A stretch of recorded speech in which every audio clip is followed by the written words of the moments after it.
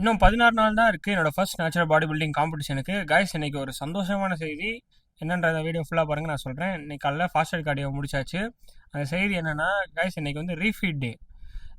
கிட்டத்தட்ட 4-5 நாளாக பீக் வீக்னால சுத்தமாக காப்ஸே எடுக்க கிடையாது. இன்றைக்கி என் உடம்பு எப்படி ஃபில் அவுட் ஆகுதுன்றக்காண்டி இன்றைக்கி வந்து காப்ஸ் லோட் பண்ணுறோம். அப்புறம் இன்றைக்கி வந்து ஓட்ஸ் வந்து pomegranate, apple, whey protein and oats இது மூணையும் போட்டேன். சரியான டேஸ்ட்டு. நீங்கள் கண்டிப்பாக இதை ட்ரை பண்ணியே ஆகணும்.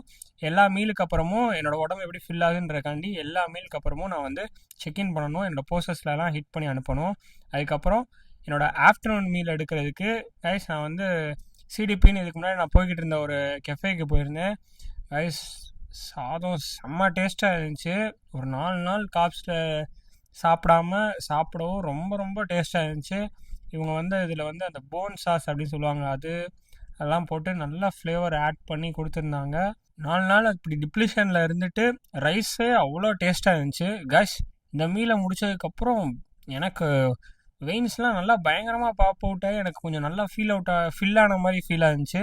நீங்களே பாருங்கள், இதுக்கு இந்த செகண்ட் மீலுக்கு நல்ல ஒரு சேஞ்சஸ் இருக்குது ஃபிசிக்கில். நர்வ்ஸ்லாம் நல்லா பாப் அவுட் ஆகிருக்கு. மசில் கொஞ்சம் நல்லா ஃபில் ஆன மாதிரி இருக்குது. ப்ரீ ஒர்க் அவுட் எடுத்தால் தான் மோஸ்ட்லி இந்த மாதிரிலாம் நல்ல ஒரு வெயின்ஸ் வெளியே வரும். காப்ஸ் லோட் பண்ணாலே இந்த மாதிரி பயங்கரமாக நர்வ்ஸ் வருது. இது என்னோடய லாஸ்ட் மீலுக்கு அப்புறம் எடுத்தது. கைஸ் அவ்வளோதான், என்னோட ரீஃபைட் டே முடிஞ்சு. இதுக்கு அடுத்து அவ்வளோதான், காம்படிஷன் முன்னாடி வரைக்கும் பீக் வீக் தான், நோ காப்ஸ் தான். அடுத்து வர வீடியோவில் பார்ப்போம். Small steps today, big results tomorrow. See you tomorrow.